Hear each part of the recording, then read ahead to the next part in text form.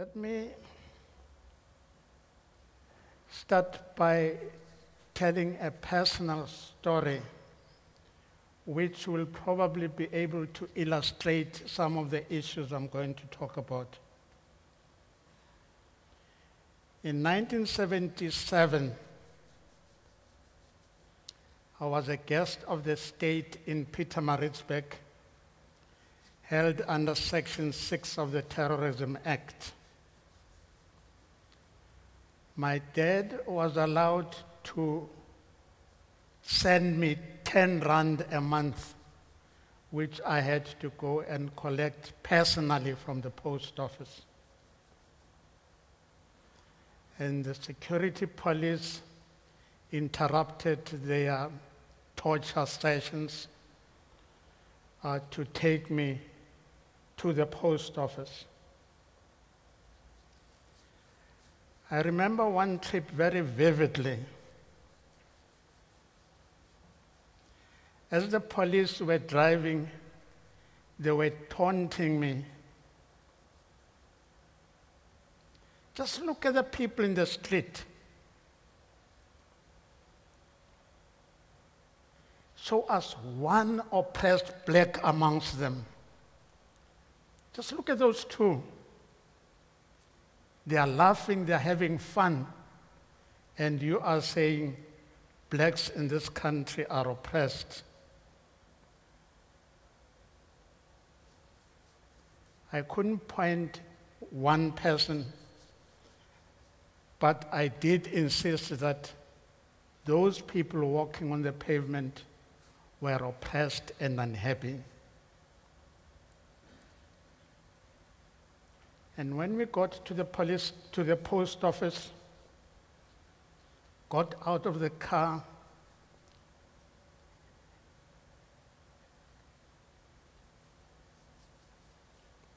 I had my handcuffs on and I had my leg irons and my hair stood wild because I hadn't had a comb for weeks. And now, two women walking past commented very loudly in isiZulu, "Hey, this one must be a ruthless killer. That's why they've shackled him in this way. Look at his hair. He must be a killer." Now, their comments were as stinging as the taunts from the police, who saw only happy and satisfied Bantus. To them, the boss had given us work and civilized us with education and religion. But they were not different from the women who wrote my biography in their minds. I knew the women because I spoke their language, and I lived with them in Orlando East and in Sofasong and Panza's shanty town in Johannesburg. I lived with them in Sobantu and Edendale in Pietermaritzburg. I knew the pain behind that laughter.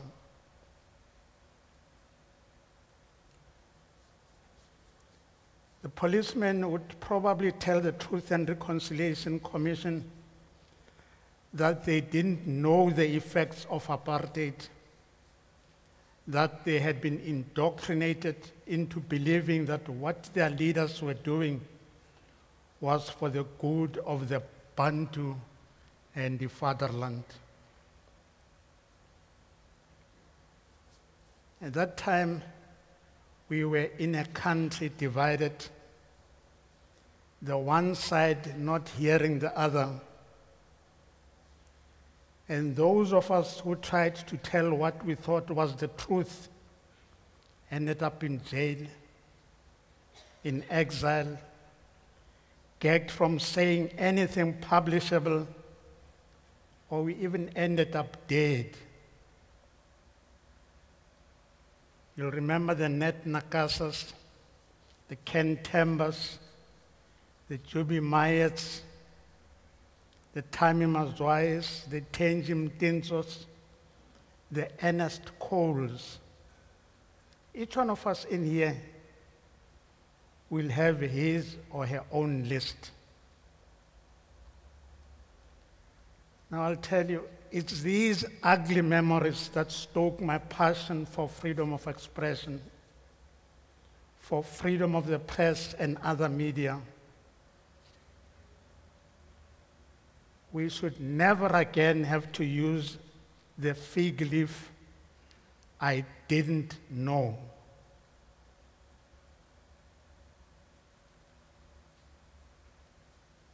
It's been 21 years since our founding fathers, the 490 members of the Constitutional Assembly, collated the collective wisdom of the country into our Constitution. I remember that in one phase of their work, they received 250,000 submissions from the public.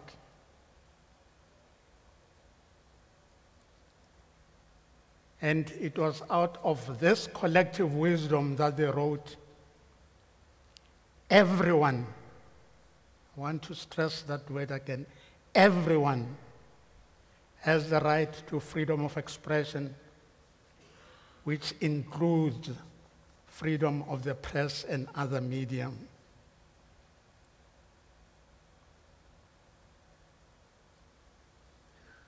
Our founding fathers in 1996 were planning the utopia materializing before our own eyes today. Each man, woman, and child is becoming his or her own news editor, reporter, sub-editor, and distributor, all at the click of a button on his or her own device.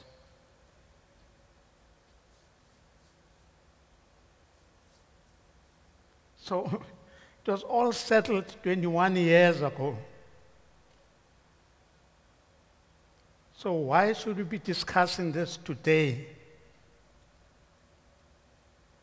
This gathering should be about new issues like the technology revolution,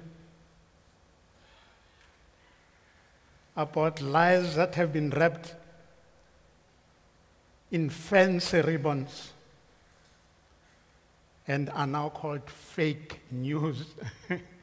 If it's fake, it can't be news. Or we should be talking about how to improve the quality of our journalism.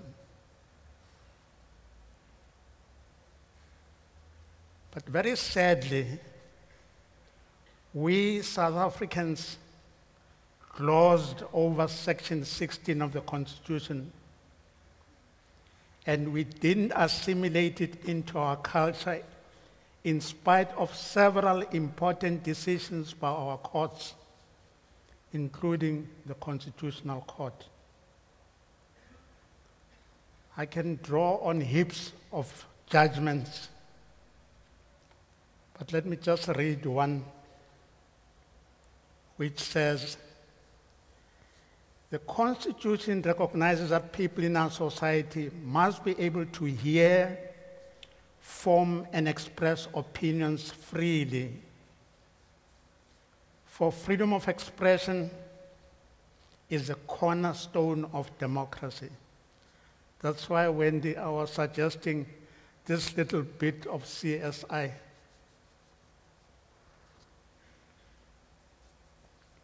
It's valuable both for its intrinsic importance and because of its instrumentality. It's instrumentally useful.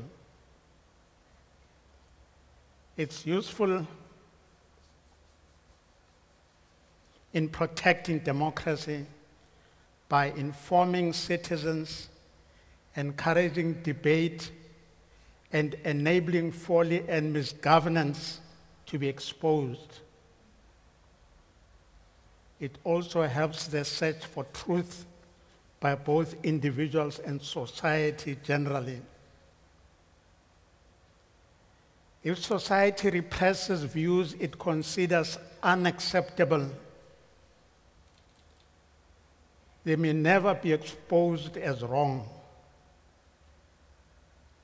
Open debate enhances truth-finding and enables us to scrutinize political argument and deliberate social value.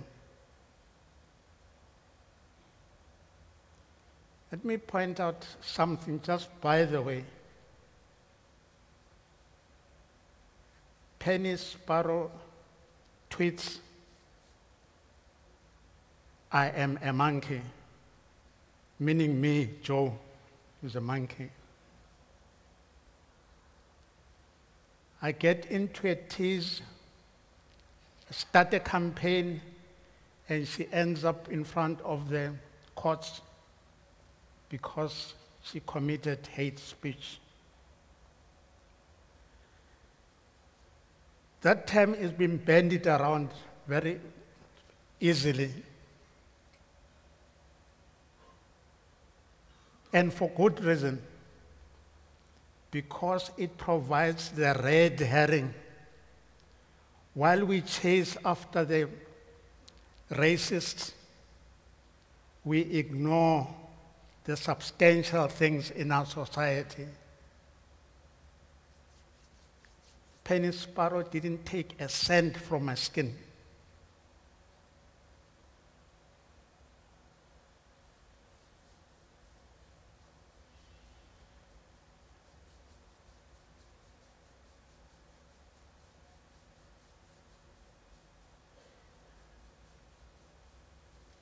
The tinkering with our democracy has started. We heard it all morning here.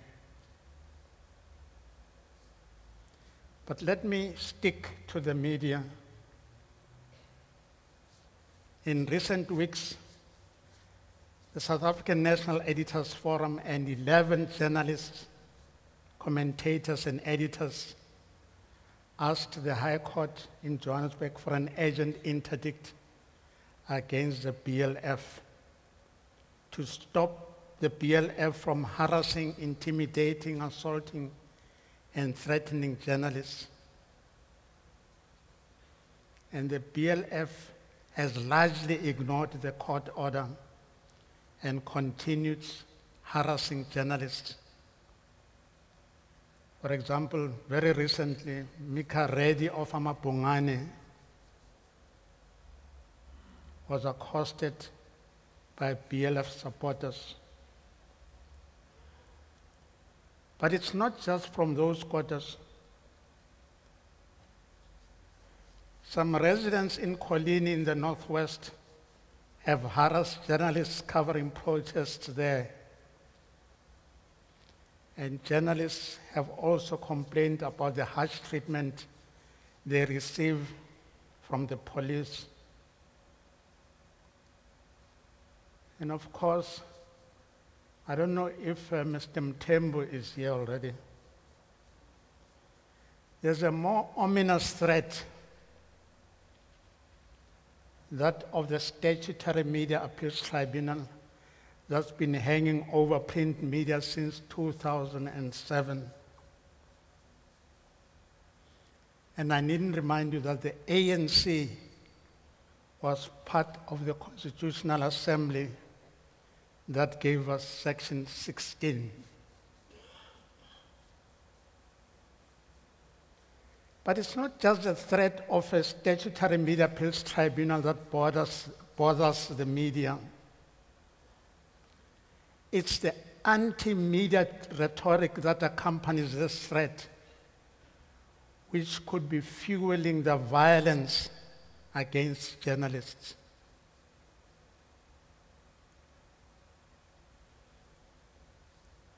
Speaking with forked tongue, the ANC has turned against the BLF for attacking journalists. and they brandish the Constitution as they do so.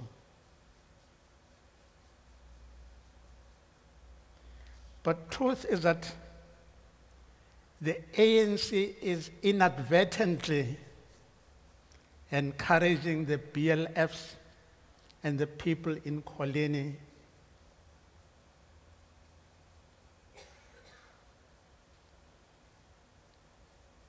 it's encouraging the BLF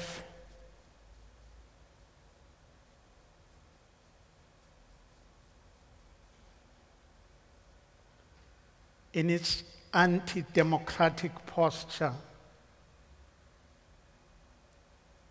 And very soon, journalists will not be free to do their work in the country, in spite of a constitution that protects them.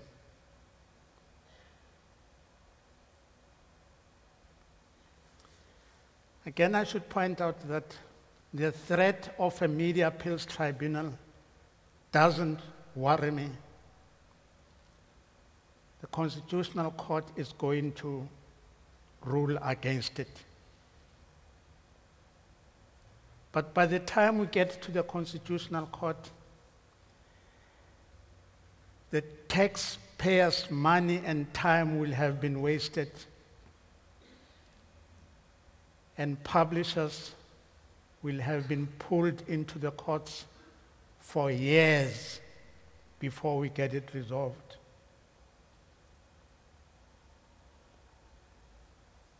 Let me quickly look at some of the reasons that the ANC is advancing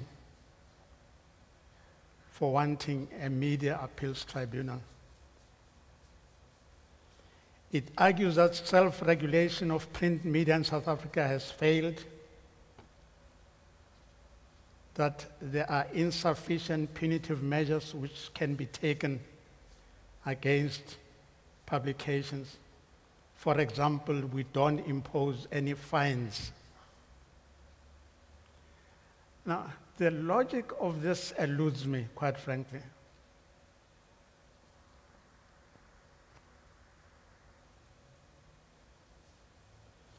First, there is an unsubstantiated argument that self-regulation has failed.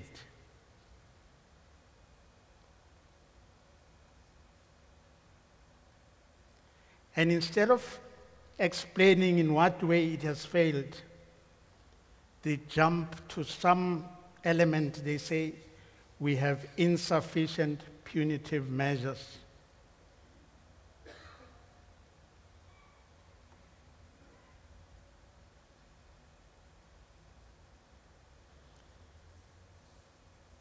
The other reason that they advance is that the Press Council is not an independent organization.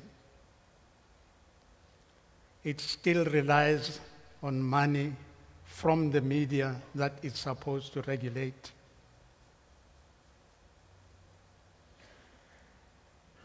Now, anybody who does a casual reading of our documents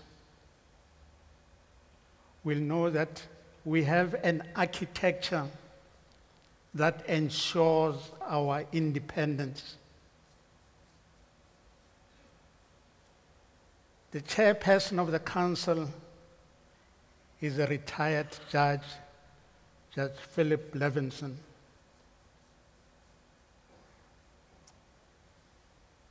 Who used to be Deputy Judge President of KwaZulu-Natal.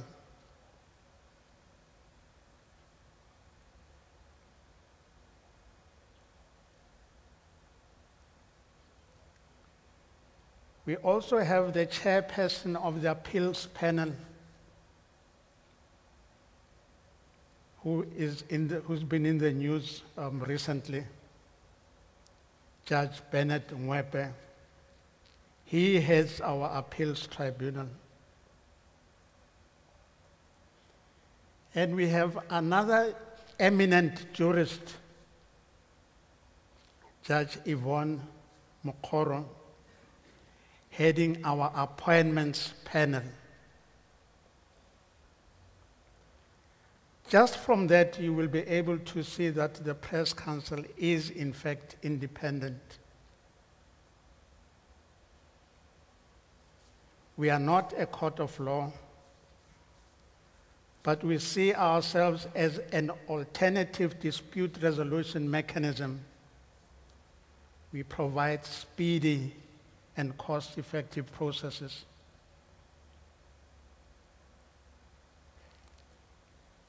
Last year, 536 people used our system.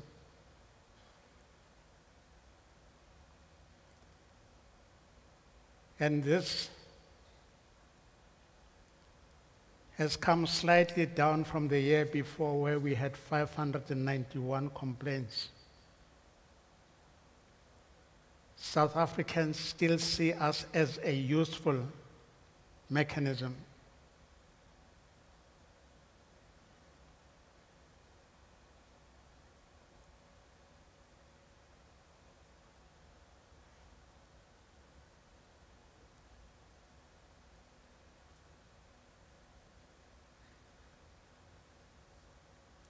We believe we contribute to press freedom in this country. We contribute by ensuring that government doesn't put its paws into our newsrooms.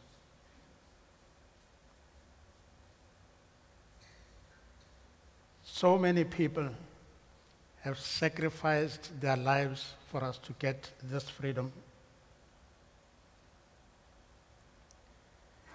And I think as we grapple with the meaning of media freedom in this country, we should remember that it is not just for journalists, it's for each individual in our society. It's for democracy. How much are we prepared to pay to ensure that even this little bit will not be pulled away from us? Thank you, ladies and gentlemen.